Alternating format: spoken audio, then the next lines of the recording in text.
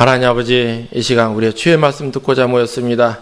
주여, 우리에게 성령으로 충만하게 주장하사 이 종으로 하여금 우리 하나님 말씀만 전파하게 해주시고, 또 주께서 이 말씀으로 살아 역사하여 우리에게 크게 역사하여 우리로 이 시간 생명을 얻는 복 있는 시간 되게 해주시옵소서. 우리 살아나 이 땅에서 우리 주 예수를 증거할 수 있도록 하나님 아버지 큰 복을 받는 복 있는 자들로 변화되는 시간 되게 해주시옵소서. 우리 주 예수 그리스도의 이름으로 간절히 기도합나이다. 아멘. 오늘 설교 제목은 나 여호와는 중심을 보느니라. 우리 따라하겠습니다. 나 여호와는 중심을 보느니라. 아멘. 오늘 본문은 사무엘서입니다. 성경을 보면 나누는 방법들이 있습니다. 근데 기독교하고 유대교하고 틀립니다. 개신교나 천주교는 성경을 어떻게 나누냐? 모세오경, 그리고 역사서, 시가서를 포함해서, 그리고 예언서, 이렇게 세 가지로 나눕니다. 아니면 모세오경, 역사서, 시가서, 선지서, 이렇게 분류합니다.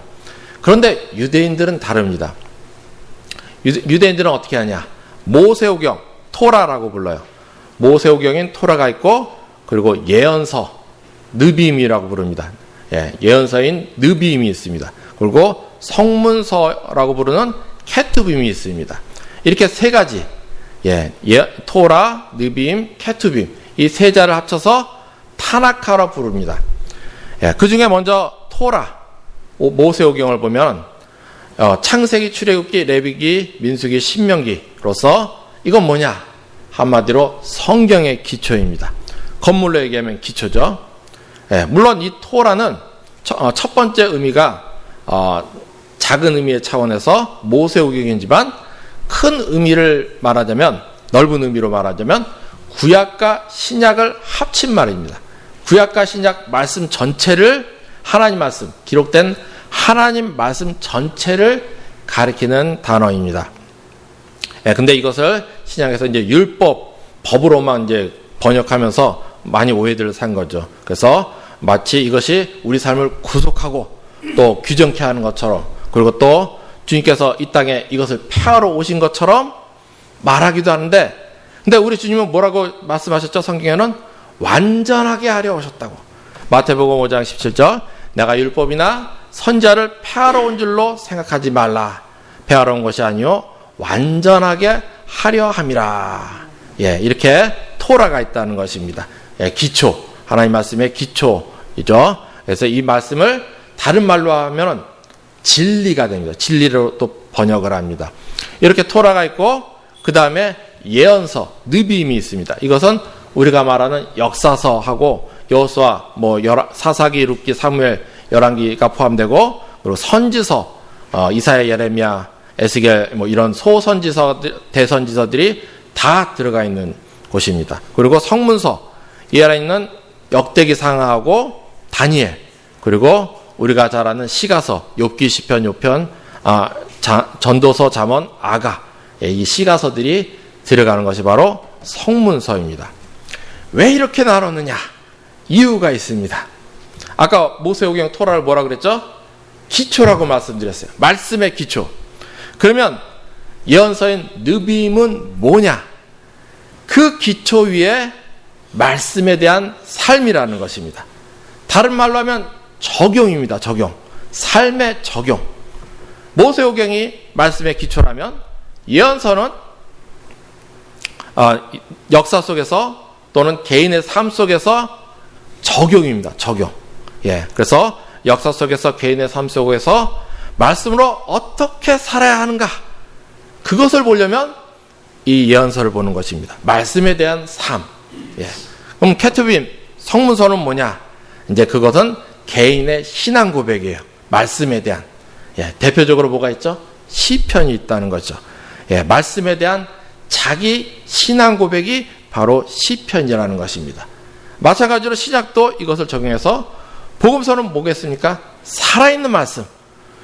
주님이 말씀의 본질 자체시죠. 토라 그 자체니까 복음서는 살아있는 말씀이 되는 것입니다. 그 말씀 그 자체이신 주님께서 직접 말씀하시고 살아 역사하신 장이 바로 복음서라는 것입니다.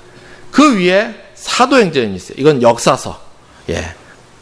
구약의 역사서와 같이 말씀에 대한 삶, 그리고 삶 속에 이제 적용하는 거죠. 그리고 다음 서신서가 있죠. 이것은 말하자면 신앙 고백입니다. 말씀에 대한 신앙 고백, 그리고 예언서, 계시록이 있는 것입니다. 이거는 말씀의 완성이라고 말합니다. 그러니까 하나님께서 오늘 사무엘서를 우리에게 주실 때 어떤 것으로 주셨냐? 이 세상은 어떤 세상이라고 하셨습니까? 마귀가 있는 세상이에요. 마귀가 있다는 것은 언제 위기가 올지 모른다는 것입니다. 내 인생은 위기가 없이 항상 순탄하고 평안해. 이렇게 우리 집안을 교훈하면 큰일 나요. 언제 우리가 살면서 우리 착한 아들 얼마나 사랑스럽습니까? 이 아들이 커가지고 평생 편안하게 살까? 천만에요. 위기가 올 수 있다는 걸 가르쳐야 된다는 것입니다. 누가? 왜? 마귀가 있으니까. 마귀가 사람을 역사에서 속이고 죽이고 도둑질하려고 하는 자들 이 나라에 얼마나 많아요. 이번에 전세 사기 같은 거. 그러려면 어떻게 돼요? 우리가 어떻게 살아야 되는지 하나님 말씀을 봐야 된다는 것입니다. 그래서 그 말씀에 대한 삶의 적용이 바로 사무엘서라는 것입니다. 예, 그래서 사무엘서를 보면서 특히 오늘 장면은 다윗의 시작입니다. 이 다윗의 시작을 보면서 내가 예수 믿고 이제 어떻게 살아야 되는가? 우리 예수를 믿었으니까 이제 끝입니다. 천만에 성경은 그렇게 절대 가르치지 않습니다. 이제 어떻게 살아야 되는가? 그것을 가르쳐야 된다는 것입니다. 그래서 나의 삶에, 우리 가정에, 이 나라 이 땅에 우리 하나님의 천국을 어떻게 가져와야 되는가? 그것을 봐야 된다는 것입니다. 그래서 우리 하나님의 천국을 쟁취하는 복 있는 자들 되는 시간 되시길 예수 이름으로 축원드리겠습니다. 아멘. 그래서 먼저 1절에서 3절입니다. 우리 1절에서 3절 같이 읽겠습니다. 여호와께서 사무엘에게 이르시되 내가 이미 사울을 버려 이스라엘 왕이 되지 못하게 하였거늘 내가 그를 위하여 언제까지 슬퍼하겠느냐? 너는 뿔에 기름을 채워 가지고 가라. 내가 너를 베들레헴 사람 이새에게로 보내리니 이는 내가 그의 아들 중에서 한 왕을 보았느니라 하시는지라. 사무엘이 이르되 내가 어찌 갈 수 있으리까? 사울이 들으면 나를 죽이리다 하니 여호와께서 이르시되 너는 암송아지를 끌고 가서 말하기를 내가 여호와께 제사를 드리러 왔다 하고 이새를 제사에 청하라. 내가 내게 행할 일을 가르치리니 내가 내게 알게 하는 자에게 나를 위하여 기름을 부을지니라. 아멘. 예. 하나님께서 1절에서 3절은 배경입니다. 하나님께서 이제 사무엘 선지자에게 명하시는 거죠. 근데 여기서 우리가 중요하게 봐야 될 것이 있습니다. 1절에 하나님께서 첫 시작에 어떻게 말씀하셨죠? 내가 이미 사울을 버렸다. 그래서 이스라엘 왕이 되지 못하게 하였거늘. 여기서 버렸다 이 단어는 폐기 처분의 단어입니다. 더 이상 가치가 없다. 그는 여전히 살아도 하나님은 그를 버렸다. 여기서 우리가 잊지 말아야 될 것은 우리 하나님은 누구인가? 우리 하나님은 패하기도 하고 세우기도 하시는 주권자 하나님이시다. 그래서 내가 이미 사울을 버려 이스라엘 왕이 되지 못하겠다. 하나님이 이렇게 뜻하시면 그가 뜻하신 대로 된다. 믿으시기 축원합니다. 예, 그래서 우리는 하나님이 하나님이 우리를 살도록 뜻하셔야 돼요. 예, 우리가 하나님께서 약속하신 대로 안 살면 우리의 삶이 복이 없다는 것을 알아야 된다는 것입니다. 물론 지금 죽지 않고는 살게 해주세요. 사울도 마찬가지입니다. 사울도 숨으십니다. 왕으로서 여전히 자기가 최고인 줄 알고 있어요. 그러나 하나님 뭐라고 하셨습니까? 그를 버렸다. 사울이 죄 지은 순간부터 이제 하나님의 영광이 떠나버리고 역사가 떠나갔다는 것입니다. 그래서 그가 살아는 있으나 능력이 없고 기계와 같이 생명 없는 존재가 되어버렸다는 것입니다. 그래서 왕이 되지 못하게 하였다는 것입니다. 지금 잠시 놔둘 뿐이지 사울은 이미 왕이 아니다는 것입니다. 하나님의 선언입니다.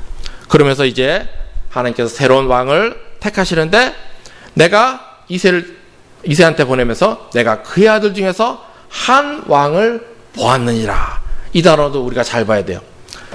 이 보았느니라, 이 단어가 이전 번역, 개역개정 번역에서는 예선했느니라 라고 되어 있습니다. 예선이란 뭐냐? 하나님께서 하나님의 마음에 드는 사람을 한 명씩 한 명씩 인터뷰해보고 왕으로 세우려고, 그 당시에 이스라엘에 수백만의 사람이 있었죠. 그 사람 한 명씩 한 명씩 다 인터뷰를 했다는 것입니다. 하나님이 다 봤다는 거예요. 그래서 사울을 왕으로 버리고 이제 하나님이 찾아다니신 거예요. 수백만을 인터뷰하셨는데 누구를 찾아다니셨냐? 신약의 사도행전을 보면 하나님의 마음에 합한 자, 하나님 마음에 맞는 사람을 찾아다녔다, 그렇게 되어 있습니다. 그래서 하나님께서 진짜 마음에 맞는 사람을 발견하셨는데 그가 바로 누구겠습니까? 다윗 왕이라는 것입니다. 그래서 보내는데 사무엘 선지자가 사울이 가면 죽이려 할 겁니다. 그러니까 하소연하니까 하나님께서 방법까지도 알려주셔가지고, 그래서 베들레헴에 갑니다. 그래서 작전대로 내가 제사 드리러 왔다, 그러면서 이제 이새와 그의 아들들을 청해야 합니다. 그리하여 6절입니다. 6절 우리 같이 읽겠습니다. 그들이 오매 사무엘이 엘리압을 보고 마음에 이르기를 여호와의 기름 부으실 자가 과연 주님 앞에 있도다 했더니, 우리는 여기를 잘 봐야 됩니다. 여기를. 첫째가 엘리압을 보고 사울이 완전히 뿅 반해버렸어요. 엘리압 이름도 줬습니다. 이 뜻이 뭐냐? 엘 하면은 하나님이라는 뜻이에요.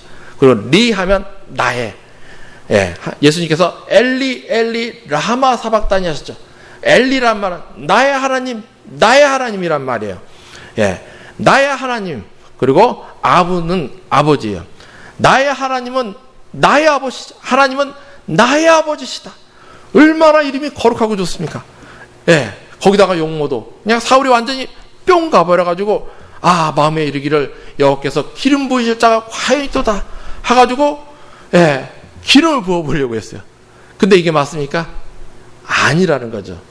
사무엘은 이렇게 했어야 됐습니다.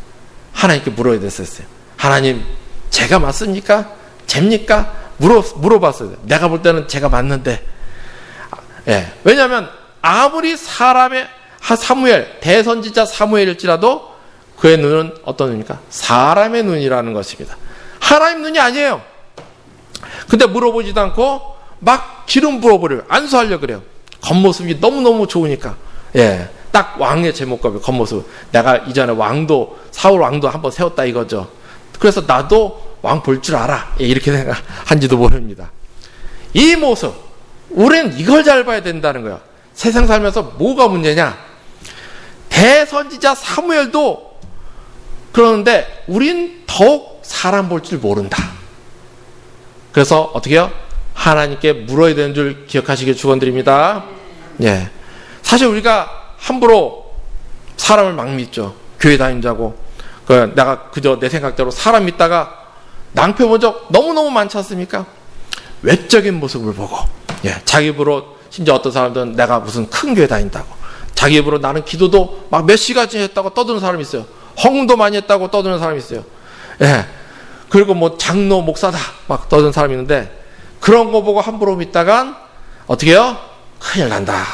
발등 찍는다는 것입니다. 그래서 저희도 마찬가지죠.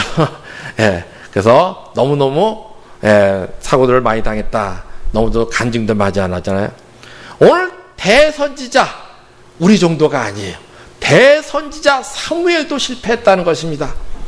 이 모습은 우리는 다르다? 아니다는 것입니다. 우리도 별 수 없다는 것입니다. 우리는 더욱 대선지자도 그랬으면 우리는 더욱 하나님께 물어야 된다. 기억하시길 축원드리겠습니다. 그런데 하나님께서 사무엘 선지자가 하나님께 묻지도 않고 이제 기름 부으려고 하니까 하나님께서 급히 막으시면서 중요한 말씀을 하십니다. 우리 7장 같이 읽겠습니다. 여호와께서 사무엘에게 이르시되 그의 용모와 키를 보지 말라. 내가 이미 그를 버렸노라라고 하시요. 왜? 하나님이 지금 이 사람 속이 없다는 거예요. 그러면서 여기서 중요한 인생 원칙을 말씀하십니다. 우리 같이 읽겠습니다. 내가 보는 것은 사람과 같지 아니하니 사람은 외모를 보거니와 나 여호와는 중심을 보느니라 하시더라. 우리 다시 한번 읽겠습니다. 사람은 외모를 보거니와 나 여호와는 중심을 보느니라. 이게 원칙이라는 것입니다. 하나님께 딱 못 박아두신 거예요. 인생 원칙. 요거를 기억해야 된다는 것입니다. 하나님은 중심을 본다. 마음을 본다. 근데 사람은 어디를 본다? 외모를 볼 수밖에 없다는 것입니다. 나는 아니다고요? 나는 중심 잘 본다고요? 천만에요. 하나님께서 인간은 외모를 잘 본다는 것이에요. 대선지자 사무엘도 그랬는데 나는 아니라고 절대 하면 안 된다는 것입니다. 그러므로 어떻게? 경계하라는 것입니다. 예전에 중앙일보에서 이런 기사가 있었습니다. 회사에서 사람을 택하고 무슨 일을 하려고 사람을 택하고 평가할 때 뭘로 평가하느냐? 실제로 뭘 보느냐? 67%가 첫인상이라는 것입니다. 나중에 인상 좋아도 아무리 소용없어요. 67%가 첫인상이에요. 그리고 그 다음에 20%가 용모. 전체적인 이제 용모를 보는 거예요. 그러면 87%가 외모를 본다는 소리예요. 그리고 나중에 이제 맞으면 그 사람 말이나 행동을 보는 거는 9%였다. 즉 사람은 중심을 못 본다는 거예요. 중심을 보는 경우는 거의 없고 실제 외모만 본다. 과학 결과입니다. 과학적인 결과예요. 그러니까 우리가 왜 악인들에게 잘 속냐? 이 사람 악인들은 속은 시커매도 절대 외모는 어떻게 해요? 사기 안 칠 것 같아요. 선해요. 예. 그러니까 우리가 잘 속는 거죠. 그러니까 우리 인간은 그 사람 속을 무슨 사건이 터지기 전에는 잘 모른다. 이걸 잊지 말아야 된다는 것입니다. 일반적으로 사람 속의 중심을 보려면 적어도 그 사람이 위태할 때 뭔가 화가 나고 뭔가 사건이 위급한 상황이 부딪힐 때만 그것이 나타난다는 것입니다. 그러려면 최소한 1년 아니면 5년 정도는 최소한 5년 정도는 그 사람을 만나봐야지 알 수 있다 말합니다. 예, 그러니까 무슨 악인한테 사고가 당할 때나 그 사람 중심을 볼 수 있다는 거예요. 대부분은 인상 쓰고 사람 만나지 않으니까 만나면 좋은 말만 하잖아요. 그러니까는 실수한다는 것입니다. 그러면 어떻게? 하나님께 기도해야 되는 줄 기억하시길 축원드리겠습니다. 하나님, 저 사람이 하나님 앞에 중심이 서 있습니까? 하나님의 사람입니까? 물어야 돼요. 묻고 물어야 돼요. 대선지자 사무엘도 속았는데 나는 안 속는다. 그건 아니죠. 더욱더 나는 하나님께 물어야 된다는 것입니다. 지금 하나님도 말씀하세요. 사람은 외모를 보거니와 너는 기껏 봐봤자 외모라는 것입니다. 너무 못 봐 사람을. 예, 그러니까 하나님께 물어야지 내가 살 수 있다. 예, 우리 아들도 잊지 마세요. 하나님께 물어야지 산다. 언제까지? 하나님께서 응답해 주실 때까지 물어야 된다는 거예요. 예, 그러니까 성령 충만이 중요한 거죠. 다시 돌아서 천하의 사무엘도 첫째 엘리압을 볼 때 반해버렸어요. 뿅 가버렸어요. 예, 그러나 하나님은 내가 그를 버렸다 말씀하십니다. 폐기 처분의 단어를 다시 한번, 이건 너무너무 강한 단어예요. 이스라엘 성경 원어로 보면 내가 쟤를 다시는 쓰지 않는다. 왜 이렇게 말씀하실까? 하나님 없이 자기 주관대로 살았다. 세상 원칙, 세상 따라서 인간적인 행동만 했다는 거예요. 즉 자기 입속만 차리는 것이 나중에 보면 반드시 나옵니다. 예, 그러니까 이런 자들은 자리가 될 때까지는 가만히 있어요. 이 성품들을 보면 꼭 그 자리를 차지하면 뭔가 사고를 터뜨리는 것을 볼 수 있다는 것입니다. 예, 그러니까 우리가 주의해야 되는 거죠. 그래서 기도해야 된다는 것입니다. 그 다음에 이 둘째 아들의 이름도 너무너무 좋아요. 둘째 아들은 한마디로 나의 아버지는 관대하시다. 이름도 참 좋아요. 나답이라는 단어가 관대한, 그리고 아비는 아버지라는 것입니다. 아버지라는 뜻입니다. 나의 아버지는 관대하다. 이름이 너무너무 좋아요. 그런데 하나님은 바로 얘도 아니다. 나머지 7도 마찬가지로 다 아니다 라고 하십니다. 예, 그래서 마침내 다윗을 이제 데려오게 되는 것입니다. 우리 11절 같이 읽겠습니다. 11절 또 사무엘이 이새에게 이르되 내 아들들이 다 여기 있느냐? 이새가 이르되 아직 막내가 남았는데 그는 양을 지키나이다. 사무엘이 이새에게 이르되 사람을 보내어 그를 데려오라. 그가 여기 오기까지는 우리가 식사자리에 앉지 아니하겠노라. 예, 그래서 다윗을 데려오는데 이 다윗이 어디 갔는가 하니까 어디 갔어요? 양을 치러 갔었습니다. 예, 양을 치러 갔다는 그 잔칫날에 온 형제들 모여가지고 다 잔치하러 갔는데 이 다윗만 어떻게 해요?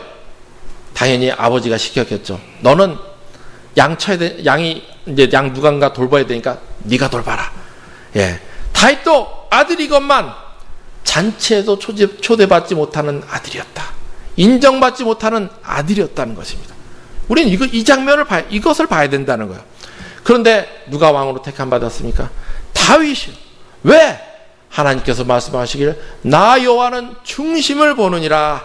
기억하시길 축원드리겠습니다. 예. 그래서 우리 하나님은 누구인가? 중심을 보는 하나님이라는 것입니다. 이 말이 사도행전 13장에 가면 이렇게 번역이 됩니다. 다윗을 만나니 하나님 마음에 맞는 사람이다. 또 어떻게 되냐? 하나님을 뜻을 따라 섬기는 삶이었다. 하나님 마음에 맞는 것이 뭐냐? 하나님 뜻을 따라 섬기는 것이었다는 것입니다. 이것이 구약의 열왕기상에 더 구체적으로 번역이 되는데 열왕기상 9장 4절에는 어떻게 됐냐? 하나님께서 4가지로 말씀하십니다. 자세한 설명은 이제 나중에 시간 나면 하고 어떻게 했냐면 하나님께서 솔로몬의 꿈에 나타나가지고 너는 이렇게 살아라 하고 말씀하신 4가지 문장입니다. 첫 번째, 마음을 온전히 하라. 이거는 타밤 레버난단으로 마음이 온전히가 아니에요.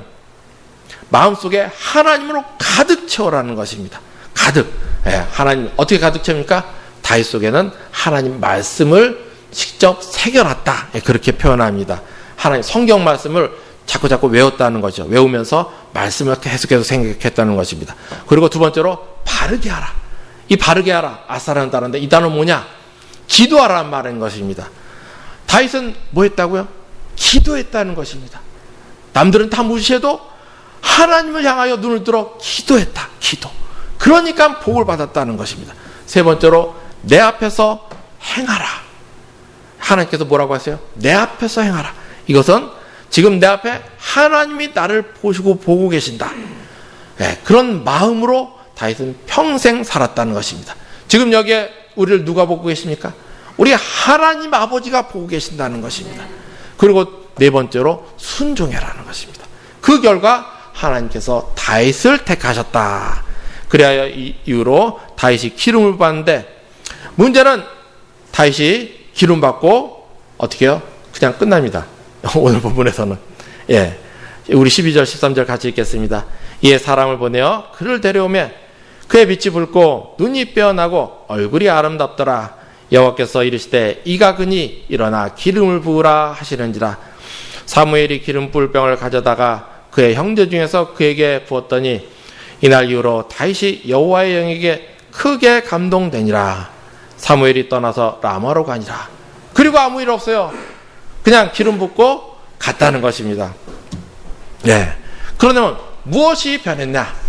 중요한 것은 여호와의 영에게 감동됐다는 것입니다. 이 단어가 시작으로 오면 어떤 단어로 해야 됩니까? 성령 충만입니다. 우리 성도 여러분, 성령 충만하시길 축원드리겠습니다. 성령 충만 무슨 뜻이냐?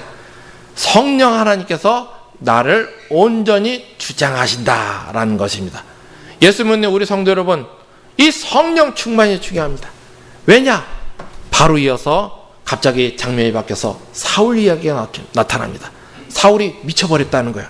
우리 14절 같이 읽겠습니다. 여호와의 영이 사울에게서 떠나고 여호와께서 부리시는 악령이 그를 번뇌하게 한지라. 여호와께서 부리시는 악령. 그러니까 이 표현은 악한 영의 세계도 하나님의 손 안에 있다. 그러니까 우리를 어떻게 해요? 하나님께서 울타리로 두르고 보호하고 계시는 거예요. 근데 손을 딱 대면 허가니까 마귀가 들어오는 것입니다. 악령이 그래서 들어왔다. 그래서 사탄이 들어와가지고 번뇌하게 앉으라. 참 말 표현이 좋습니다. 고민을 좀 많이 했다.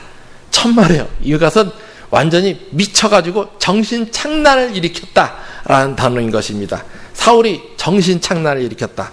그러니까는 왕의 신하들이 치료를 위해서 수금 잘 타는 차를 찾자고 권합니다. 수금 잘 타는 자. 예. 이 뭐겠습니까? 찬송자라는 자인 것입니다. 수금이 오늘날 찬송. 거기다가 이 내용은 찬송의 내용이 뭐겠습니까? 성경 말씀입니다. 성경 말씀으로 자꾸 노래를 불러주십시오. 부르게 하자라고 권합니다. 그 결과 다윗이 추정되면서 다윗이 역사의 전면에 드러나게 됩니다. 이 장면이 왜 하필 하나님께서 넣으셨을까? 하나님께서 지금 사울하고 다윗을 비교하시는 것입니다. 이것을 보여주는 거예요. 즉 여호와 영에 크게 감동된 다윗과 성령 충만한 다윗과 여호와 영이 떠난 사울을 봐라. 어떻게 되느냐? 사울은 지금 어떠세요? 겉보기엔 왕이에요. 왕. 잘 사는 것 같아요. 그러나 여호와께서 부리시는 악령이 그를 번뇌하게 한지라.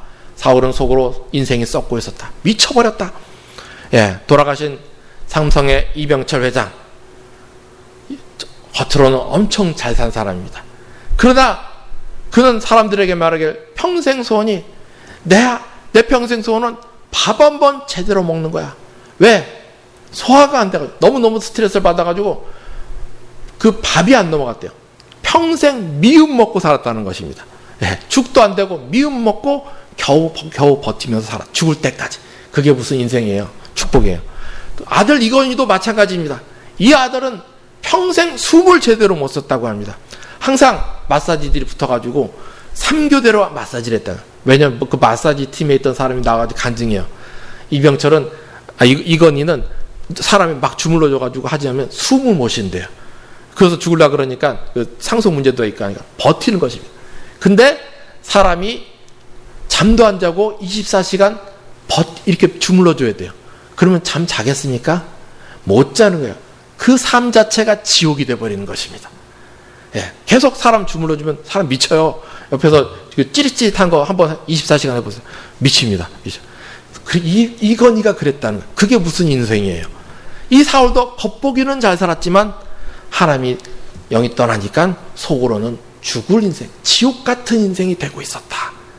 반면 다윗은 이 시기엔 겉보기는 너무너무 힘든 시기였습니다. 왜냐? 다음 사무엘상 17장에 보면 거기서 다윗의 고백을 보면 이때 다윗은 극한의 투쟁을 하고 있었습니다. 왜? 방금 다윗이 어떤 아들이라고 그랬죠? 무시받는 아들.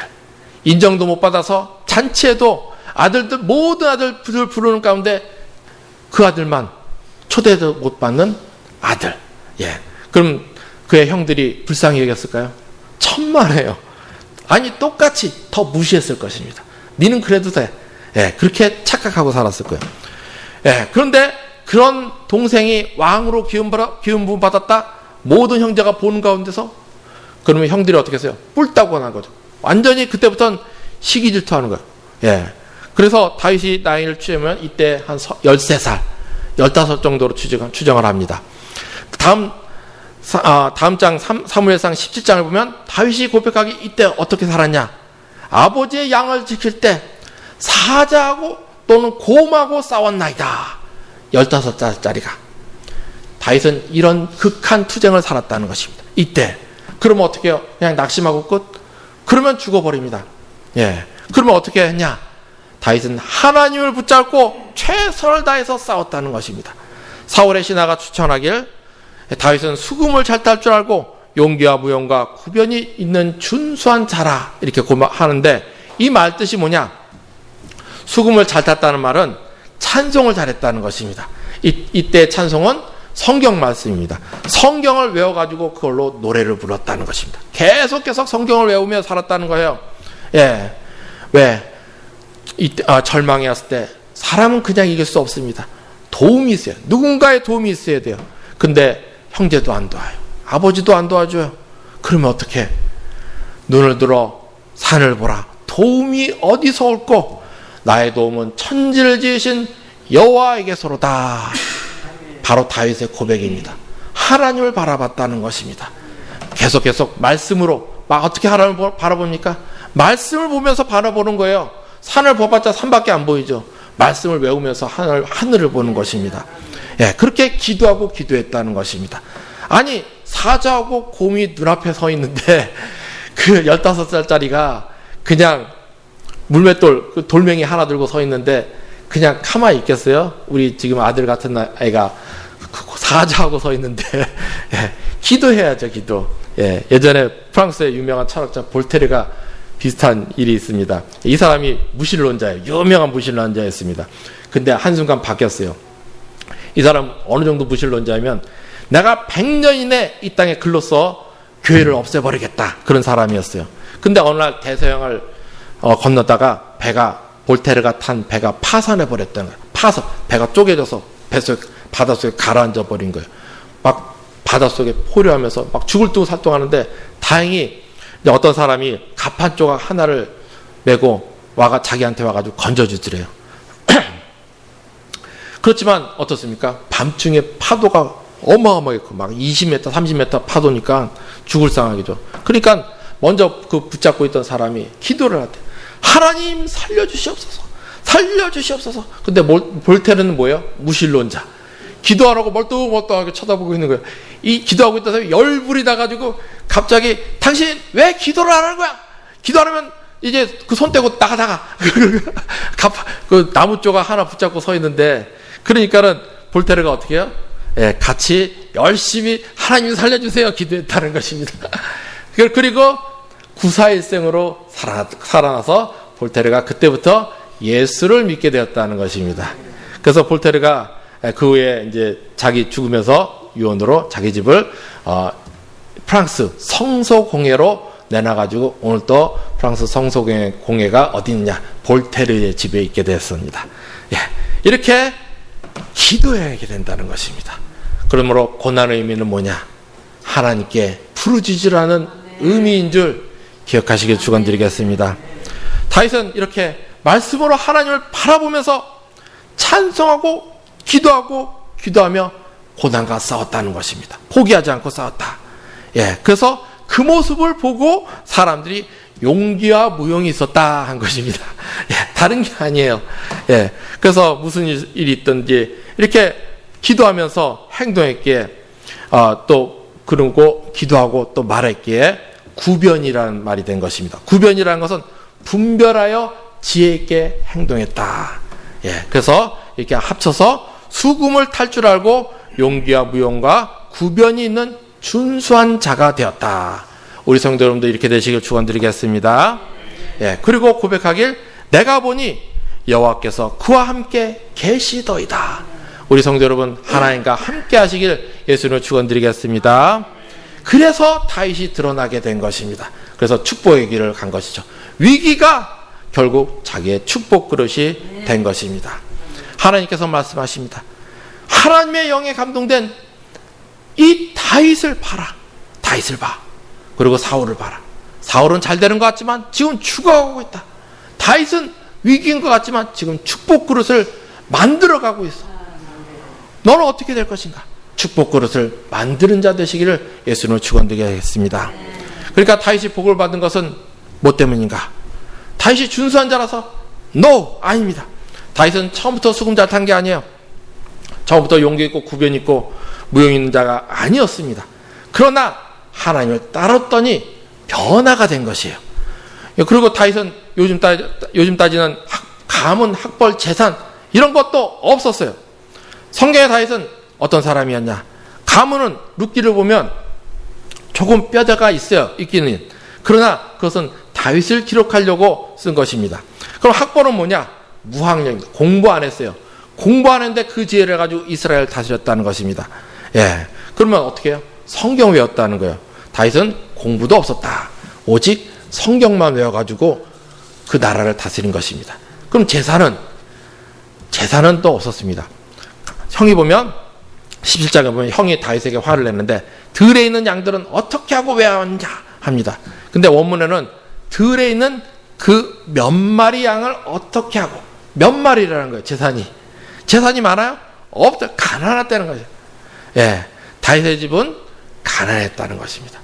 예, 그러니까 다윗은 가문의 뼈대는 좀 있어도 쫄딱 망한 가난한 집의 막내였다.